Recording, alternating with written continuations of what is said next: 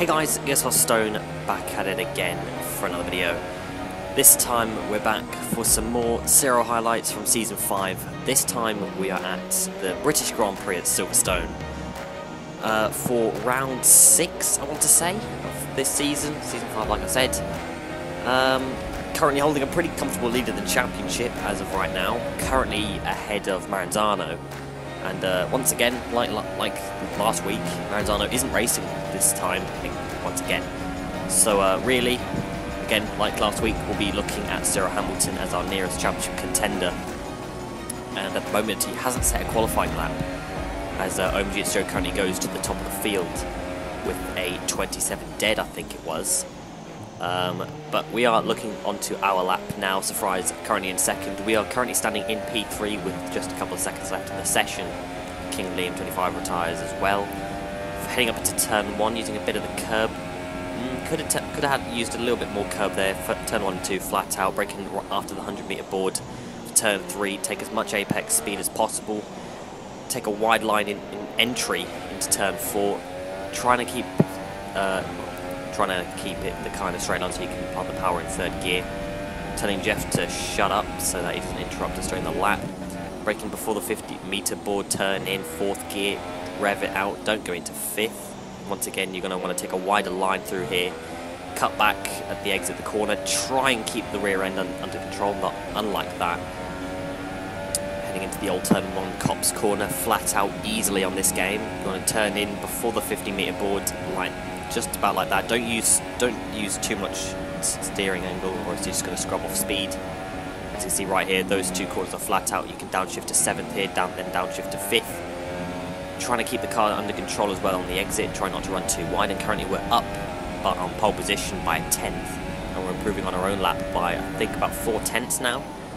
Heading into Stowe, going to turn in where the curb starts 5th gear. Get on the power as early as possible. Use up as much of the track as possible without going off the limits.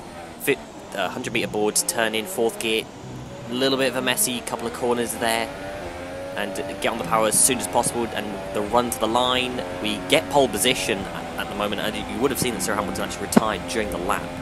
So that is a pole position for us, which is a very rare scene for us when league racing. So we are currently ahead. Well, I say currently, we ended up on pole ahead of Joe, Langman and Surprise, with Cyril Hamilton once again starting near the back. So, like I said last week, if he isn't at the front of the pile, he's at the back of it, which is not great for his championship. But we have 5 red lights for the British Grand Prix, and it's lights out and away we go. We get a okay start, a little bit of oversteer, which means that Joe's going to pull up alongside us into turn. We're going to give him the space in case he pushes that wide, but we just run off the track entirely. OMG Joe's having a bit of a bumper car session with Langman and Surprise just behind him. As you can see, OMG Joe fires it, tries to get it down or inside, trying to maintain second place ahead of Langman. I think Langman was third. Actually, yeah, he was third. So the front 4, I think, have stayed the same. Me, Joe, Langman, and Surprise. But we currently lead out of the first sector, which, as Surprise now goes into P3. But, yeah, I haven't been in this sort of position, I guess you could say, since AOR in Russia, but really in being quite comfortable with pace and starting on pole and leading on the first lap. Haven't really had that in a couple of years. I would probably say since 2015, or maybe early 2016, when I've actually been very comfortable with my pace, and I've led on the first lap. Probably not even 2015, maybe we're throwing it back to season probably 5 of STB. But you might have just seen it right in the background that that was actually Langman, who's had a bit of an issue, and he's spun out at, I want to say that is Magnus Beckett's in Chapel. That's the one, I think. But I think he just ran a little bit too wide on the grass, lost the rear end, and that's all she wrote for Langman 17. End of the first lap, we still hold the lead ahead of OMG, it's Joe and Surprise. Cyril Hamilton, I have no idea where he is, as you can see, cutting around lap 2 now. As a game chat seems to be pretty lit on the top right. But as you see, Joe's still holding on to P2, which is pretty good for us. I was very comfortable with my paces, like I've said. And you know, all I needed to do was just stay in the rhythm, try and set fastest laps, try and just show like I've got the pace to try and pull away. Don't give Joe an opportunity. Try not to make any mistakes. Just drive conservatively, but very quickly, as quick as possible as well, just so that, you know, you're limiting mistakes happening. If you can just drive conservatively, but also try and push the limits a little bit. As you can see now, cutting around further around lap 3, Surprise has actually gotten into second now, and I know that Surprise, I think we all know that Surprise is very, very quick. I would say he's probably, I think I said it in my update video, as we said purple once again, I think he is probably in the top 10 of the fastest guys on this game. Easily top 10, maybe probably pushing top 5, I would think. But as you can see, we're going to cut further around, or further around the race, I guess you can say. Lap 14, we made our pit stops, and as you can see, going around for the first, maybe first or second lap of, first or second flying lap out of the pit lane, and Surprise was actually quicker than us. But I think in practice, I had done, my voice is really going, I had done a 29.9 on like my first or second lap out of the pits, so I knew that my pace was strong, and seeing Surprise doing very similar lap times, I was quite confident. But as you can see, we've made a bit of a mistake here, and we've actually got ourselves a penalty. So now we've got a 3-second time penalty, and what is the gap back to Surprise? It is, I think that says 3.1. So we need to up the pace now, but you would have seen we don't actually have that much fuel either to really push. And skipping now to the end of the race where nothing was really happening, Surprise, I don't know what he was smoking or what he had before this race, but he was on another level in terms of pace.